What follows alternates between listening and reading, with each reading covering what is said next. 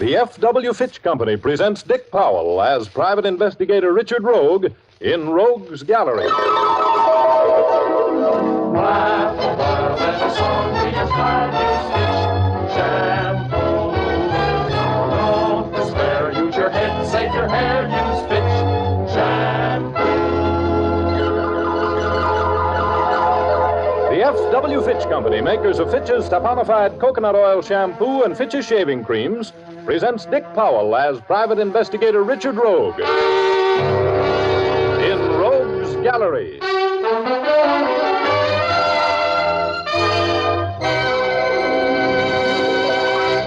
For the benefit of those who tuned in hoping to hear Cass Daly, may I introduce myself? My name is Richard Rogue. I'm a private investigator. I said it and I'm glad. Private investigator.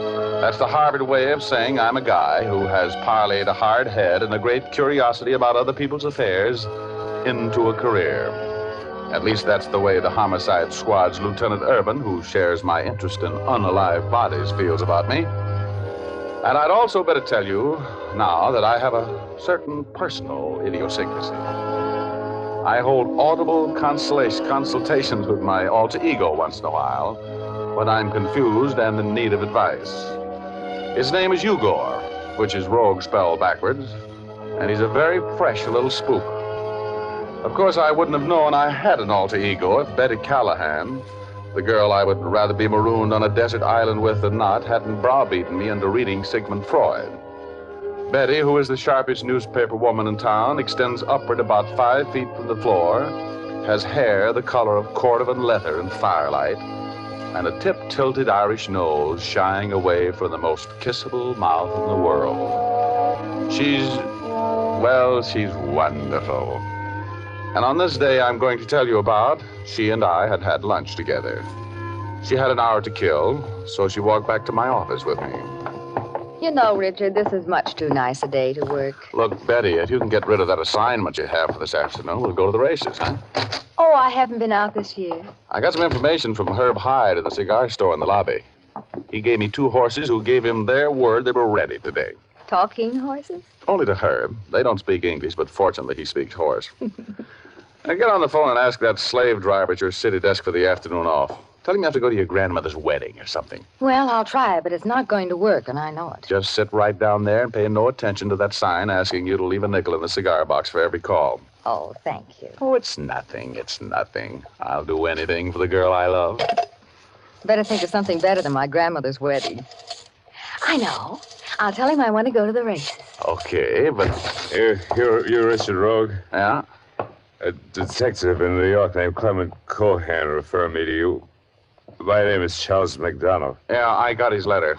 I got to see you right away. Go on in that office there. I'll be in a minute. All right. Please, hurry. What was the matter with him? He looked sick. Oh, probably been drinking. I noticed that when... Oh, wait a minute. Hello, give me the city desk, please. Now, make it a good story. Tell him it's your grandmother. Wait. Hello, Walter. This is Betty Callahan. Look, can you put somebody else on that Struble story this afternoon? I want to go to the races.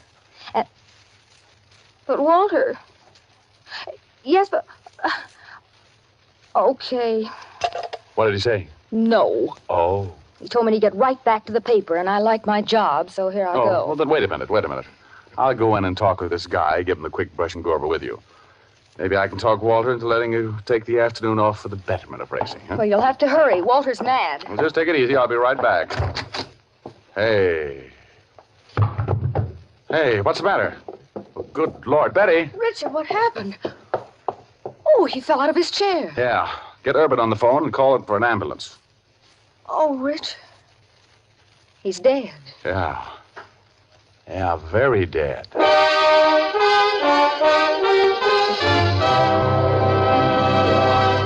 We'll continue our story in just a moment. First, impressions often count a lot. And remember, the appearance of your hair is an important factor in impressing people favorably the first time you meet them. Fitch's Dandruff Remover Shampoo can be a real help to you in attaining the well-groomed hair that people admire. For Fitch Shampoo removes every trace of that enemy of good grooming, dandruff. It's the only shampoo made whose guarantee to remove dandruff is backed by one of the world's largest insurance firms. There's nothing magical in the way Fitch shampoo removes dandruff. It's simply that it has a special solvent action that penetrates the thousands of tiny hair openings on the scalp, cleansing them thoroughly and dissolving every trace of dandruff. That means not only the loose flakes of dandruff, but the kind that clings to the scalp as well. Then Fitch forms an abundance of fluffy lather that carries away the dissolved dandruff flakes. It rinses out easily and leaves the hair sparkling clean, completely free from dandruff. Try Fitch's Dandruff Remover Shampoo yourself for the appearance that impresses. Now back to Dick Powell as Private Investigator Richard Rogue in Rogue's Gallery.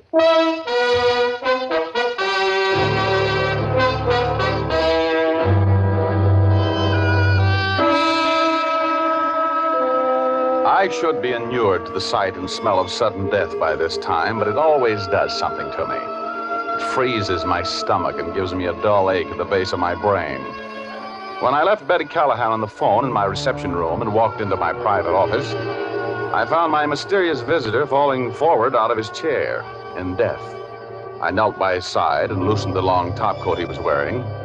The front of his suit and his shirt were red, and there were 2 bullet holes. One to the right of his heart, and one a little below it.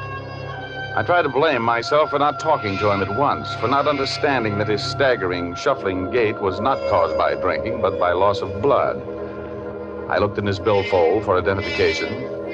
His name was Charles McDonald, and he was assistant manager of a Park Avenue jewelry store in New York. There was a piece of paper in his hand. I looked at it. It carried an address, 1392 Squirrel Hill. I put the paper in my pocket. Then I heard the outer office door open, and a feminine voice said, "Is this Mr. Rogue's office?" I jumped to my feet and ran out there, closing the door behind me. There was a girl standing by the desk talking to Betty, a dark girl. She had a figure with enough O's in it to put it in the $1 million column, and a face to match. Betty said, This is Mr. Rogue. Where's my husband? well, I'm sure I don't know. What's his name? Charles McDonald. He's here. I saw him come in. That's very interesting. Excuse me a moment.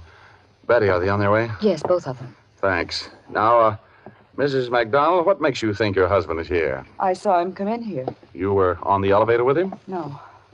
I just happened to be passing on the street. I saw Charles and spoke to him.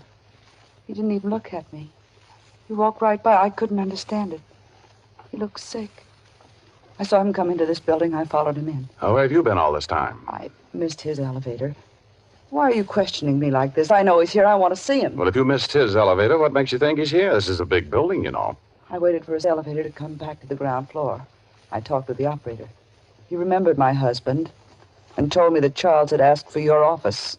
Where is he, Mr. Rogue? Where is he? Mrs. McDonald, would you just please have a chair? He's here all right, but he's busy.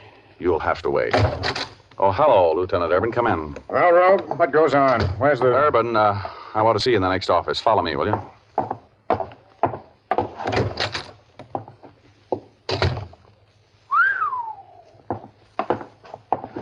Well, he sure did. How did it happen, Rogie? I'll tell you all I know. He came in here looking pretty sick. I thought he'd been drinking. That long top coat he had on covered the fact that he was bleeding to death.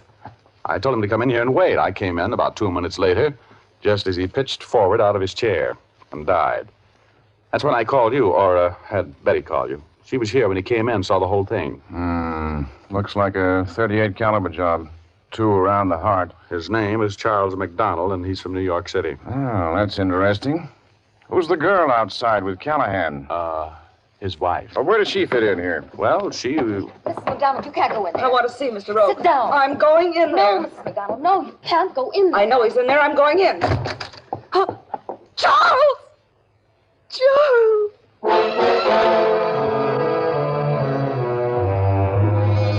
Well, when that girl saw Charles McDonald lying there as dead as yesterday's beer, she folded up right over him like a dropped piece of string. Urban and Betty and I were still working over when the medical examiner and the technical squad from homicide showed up. We picked her up, carried her into the outer office. As soon as she came to, Betty gave her a glass of water, which she sipped nervously when Urban started throwing questions at her like baseballs. Mrs. McDonald, I'm sorry to have to question you at this time. Will you please put that glass down and listen to me? Now, your husband was obviously murdered. I have to have the information. I don't know who could have done it. My husband was a businessman. He wasn't mixed up in anything that could have caused his murder. Now, what kind of business was your husband in? He was in the jewelry business, manager of a big store in New York. Mm-hmm. Richard, What was your I have to address get back in New to York? the paper. I have to get the story in. Okay, wait a minute and I'll walk out of the hall with you. All right, come Where on. are you going, Rogie? Oh, I'm taking Betty to a cab. I'll be back. See that you are. Come on. What are you doing pulling me along like this? I have high heels on. I'm in a hurry, baby. But you told Lieutenant Urban you'd be right back. I told him I'd be back, and I will. My rent's paid for another month. Well, where are you going? To do a little investigating. That's what it says in my card, investigator. Now, look, honey, when we get downstairs, I'm going to have to leave you. I'll see you tonight here at the office at 7 o'clock. Gone down. Hello, Mr. Rogue. Hi, Shorty. Drop this thing, will you? I'm in a hurry.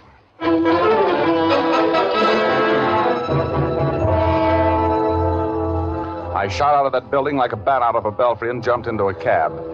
I slipped the cab jockey a bill that made his eyes pop open like dropped eggs and told him he could keep it if he could get me to 1392 Squirrel Hill in 5 minutes.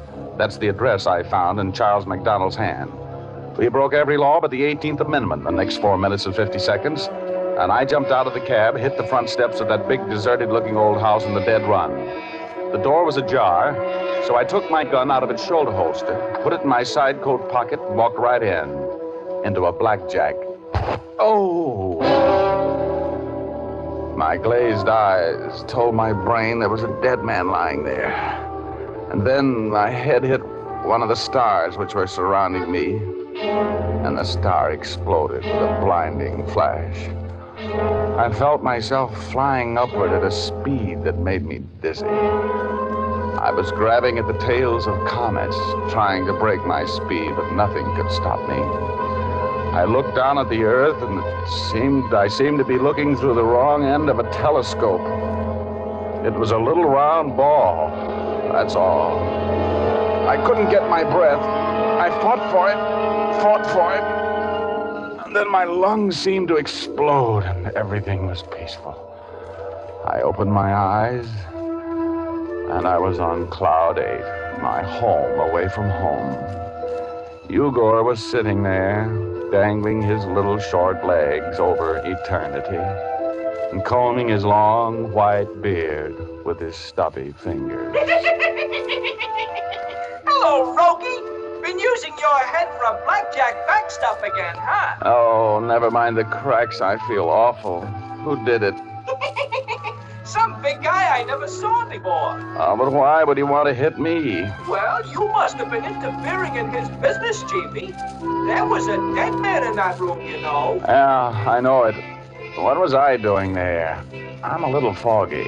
Well, you went there because it was the address that was printed on that piece of paper you found in Charles McDonald's hand. Remember? Oh, yeah. Hey, I better get downstairs. I got work to do. Help me over the side, will you, Eugor? Oh, look, Rogie, there's no dough in this case for you. Why don't you get out of it? You want to get yourself killed for free? I'll get out of it if I ever get back downstairs. Give me a shove, will you? I'm going down there. Okay, Chiefy, but take care of yourself now. So long, Rogie.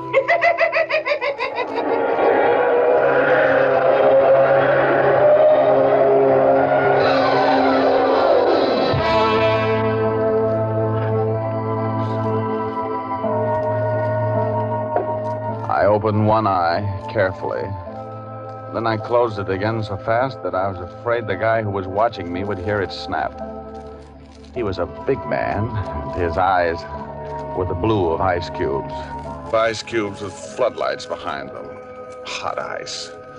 One of his hands was holding a gun, and the gun was pointed right where my heart would have been if it hadn't been in my throat. No use playing possum now, Mr. Rogue. No, indeed. I am aware that you have returned to consciousness. Oh, who are you? My name is Mohr. Now come, Mr. Rogue. I realize that you undoubtedly have a headache, probably a splitting headache, and I'm regretful. But we can finish our business in just a moment if you'll sit up and talk with me. Okay, I'll try. Excellent, excellent. Now, Mr. Rogue, where is it? Where is what? Now, time is of the essence. Let us not waste it. You know what I'm speaking of. The Star of Savoy. Where is it? You have to believe me. I don't know whether you're talking about a burlesque dancer, a passenger liner, or a military decoration. What is the Star of Savoy, and why am I supposed to know something about it? You're jesting, of course. Oh, believe me, I never jest with a head like this. Look, Missy, you got the wrong number. Do you think I killed this man here? Oh, indeed I don't.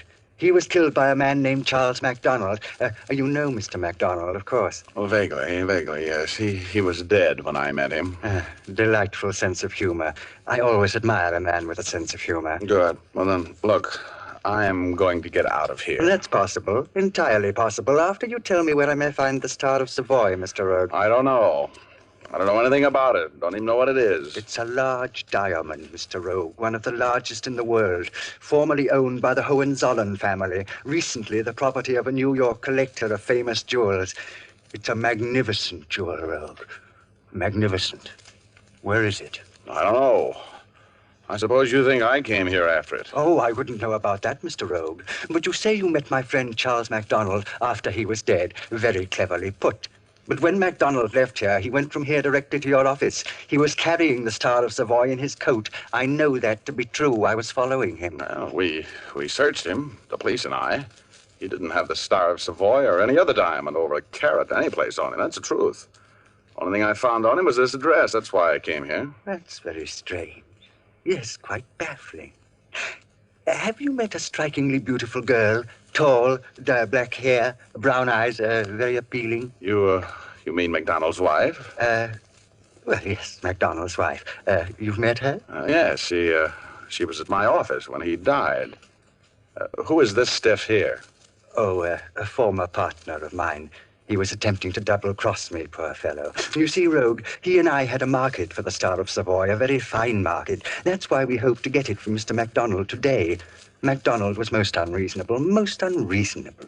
Of course, I intend to continue in my efforts to acquire the Star of Savoy. This dark young lady, Mrs. MacDonald, was she alone with him at any time? Either while he was alive or after his death? Well, no. She came into my office and saw that he was dead and fainted. Oh, I see. Well, Mr. Rogue, I'm inclined to believe your story about knowing nothing about my diamond. I think I'll be running along.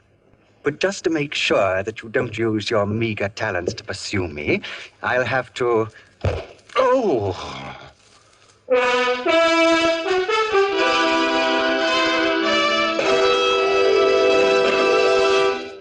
We'll return to our story in just a moment. First, one often hears that a woman's eyes, the window to the soul, are her most expressive features. But did you ever consider that a woman's hair can be very expressive, too? It can tell the world whether the woman is fastidious or careless. That's why so many millions of smart women depend on Fitch's Dandruff Remover Shampoo to make their hair express good care and exquisite grooming. For Fitch's Dandruff Remover Shampoo is a thorough cleansing agent. And while it cleanses, it also reconditions the hair. This reconditioning action perks up drab and tired hair strands, gives them more elasticity and a bright, gleaming texture. Then, since Fitch's Dandruff Remover Shampoo is completely soluble in water, it leaves no dull, soapy film on your hair. It rinses out quickly and leaves the hair shining and lustrous. Let your hair be an expression of loveliness. Ask your beauty operator to give you a professional application of Fitch's Dandruff Remover Shampoo, or buy an economical bottle at your drug or toilet goods counter. Fitch is spelled F-I-T-C-H.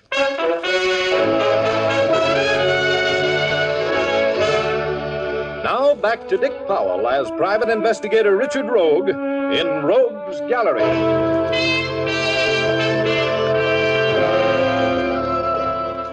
Well, what had started out to be a lovely, lucid day had certainly turned out to be as ugly and mad as a giraffe with a sore throat. The date I had with Betty Callahan had been interrupted by a stranger walking into my office and dropping dead of predigested murder. I got knocked silly and came to find a guy named Mohr politely annoyed with me about a diamond I'd never seen. So annoyed with me, in fact, that he was determined to kick my teeth out. I saw that big shoe swing from my jaw, and I ducked right into it. Oh, it would have been so easy for me to pass out again. But I fought it. I couldn't. I needed the time. I vaguely heard the fading footsteps of Mr. Mohr through the aura of pain which was surrounding me like a fog.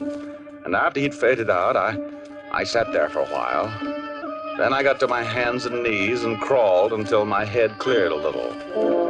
When I got to my feet, I ran out of the house, grabbed a cab for the Park Crest Hotel. I thought I'd find Mohr there looking for Mrs. McDonald.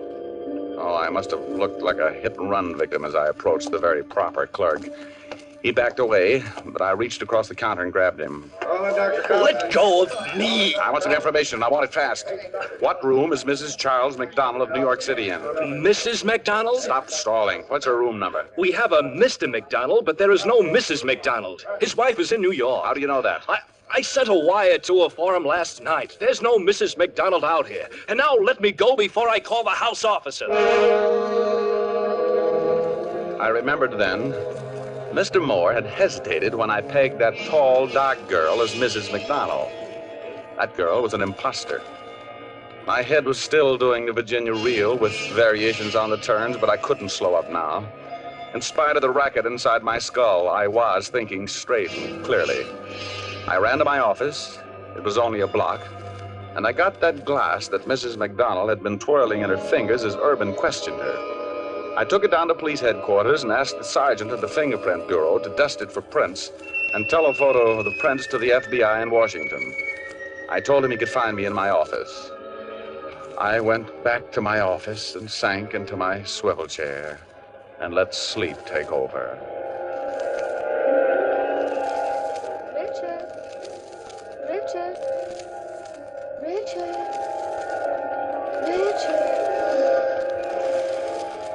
Wake up, Richard. No? Richard, what has happened to you? Oh, honey, you look so awful. Oh, Betty. Oh. Hello, baby. What are you doing here? It's 7 o'clock, Richard. You told me to meet you here at 7 o'clock. 7? Mm-hmm. Oh, 7 it is? Oh, hey, what about those fingerprints? Fingerprints? Excuse me a minute, baby. I gotta call the Identification Bureau. You should be in a hospital. Oh, Richard, you can't take me to dinner looking like that. Oh, honey, think how I feel. Identification Bureau. Sergeant James. Oh, Sergeant, this is Richard Rogue. Did you get an answer from the FBI on those prints I gave you? Yeah, it just came in, Rogue. They belong to a girl named Alice Ryan. 3 years ago when they took them at the aircraft company where she worked. She lived at 4435 Ethel Avenue in North Hollywood. Any criminal record? Arrested once in a competence rap 4 years ago. Dismissed for lack of evidence. Thanks, Sarge. I owe you a cigar. Come on, Betty. We're going to go to North Hollywood. I'll explain why in a cab. Come on.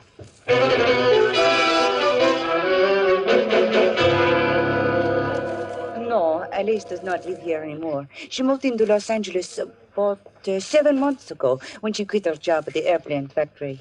Did she leave a forwarding address? Oh, yes, I'll get it for you. Just a minute. You think she has the diamond, don't you, Richard? Sure. She lifted it off McDonald's body when she fainted over him. Oh, how awful. Here it is. It is a long drive from here in Los Angeles. Thanks.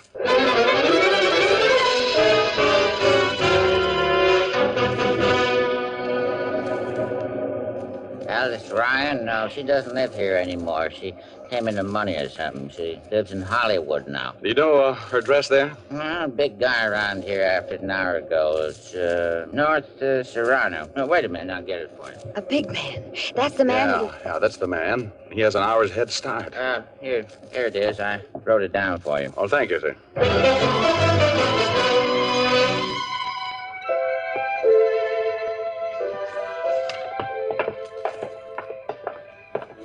Okay, now, Betty. Ring the bell and then stand back. Clear back against the wall and stay away from the windows. All right, Richard. You take care of yourself now. I always do. Stand where you are, and I'll go knock on the door. All right.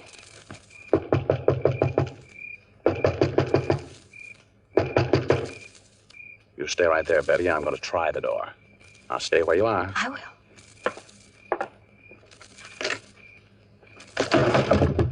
Come in.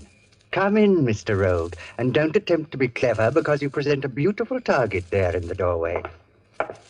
Where's Alice Ryan? She's here. Drop your gun, please, Mr. Rogue. I can see you, you know.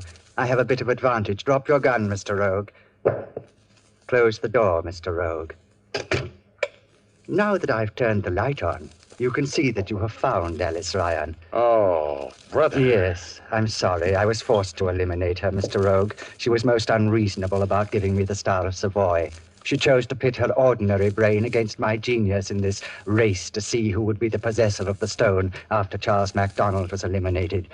And now, Mr. Rogue, you find yourself in much the same position. Yeah, I guess I'm not very smart. You have the diamond? Indeed, I have.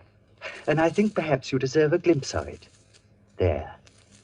Is that not the most inspiring sight you ever seen, Mr. Rogue? Look at it, glistening there. 100 people have died, I would imagine, Mr. Rogue, in the history of this stone. Yes, at least 100. I have spent the last 10 years scheming, contriving, bribing, stealing to get this lovely thing. And now, Mr. Rogue, it's mine. Yeah, you got it. What are you going to do with it? Just sit there and look at it? I can get $1 million for it, $1 million in cold cash and no questions asked. $1 million. I'm not at all sure that that is enough, Mr. Rogue. And now, I'm afraid I'm going to be forced, regretfully, to remove you. There was cold murder in the ice-blue eyes that were looking into mine. Mohr was enjoying every breath of my last few minutes on Earth. He was waiting for me to break. And all the time, he was talking in that cultured iceberg voice. Then I saw Betty. She was hugging the wall in the next room, creeping silently toward the killer. I wanted to shout at her, to tell her to go away. And then... Richard! Richard, are you all right? Yeah, I knocked his gun up in the air when you scared him silly. Oh, Betty, bless your little pointed head, but why did you do it? Oh, Richard. Betty, well, of all the times to faint, isn't that just like a woman? Well, the police took it from there, and the story was pretty plain. Mohr was the head of a gang of international jewel thieves, consisting of the man I found dead on Squirrel Hill, Alice with the dark black hair, and himself. They had offered Charles MacDonald a fortune to steal the Star of Savoy from the Park Avenue establishment where he was employed and where it was on exhibition. They planned to kill him when he delivered the stone. But the trio triple-crossed themselves, and finally only Mohr remained alive, which was a temporary thing, because Mohr soon paid the final score for the murders he committed. And, well, I got a $5,000 reward for breaking the case. $5,000 for just getting batted around a little. That isn't bad, is it, huh? I split the reward with Betty Callahan, who certainly saved my life. And she went right out and spent her half on a fur cape. You know, women should never have money. They don't know how to handle it. Of course, the first time she wore the cape, she looked so lovely that I took her to the races and lost my half on a horse named Investigator. Oh, well, money isn't as important as true love, but there's a lot more of it. You know what I mean?